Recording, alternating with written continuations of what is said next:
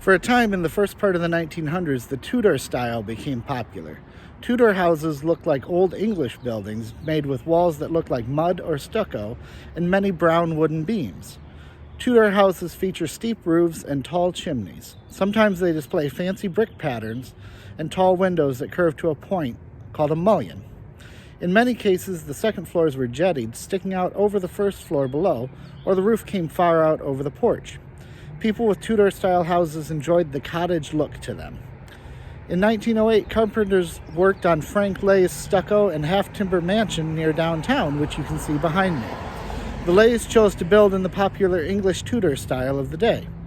Popular all over the country, this style could be tied to a British Anglo-Saxon past, to the simple country life that so many suburbanites were seeking, or simply to a love of dark oak and rough plaster that talked of more romantic and exciting days.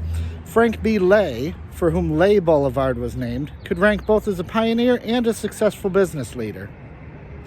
Born in Allegan County in 1856, he graduated from the University of Michigan Law School in 1878 and came to Kalamazoo in 1883.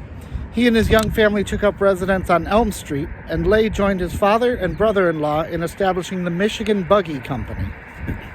By 1887, the company was already the largest in the state, employing 240 men and turning out some 18,000 horse-drawn vehicles.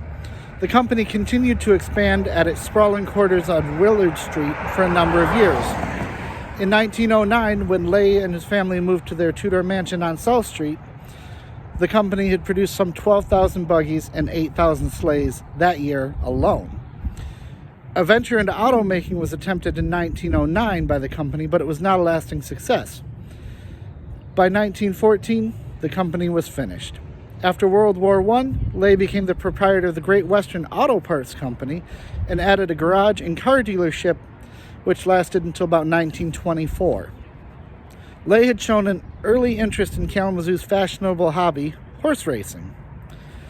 When he first moved to the South Street home, he was already raising Shetland ponies at the Riverside Pony Farm he owned with Henry Lane, owning more than 200 animals.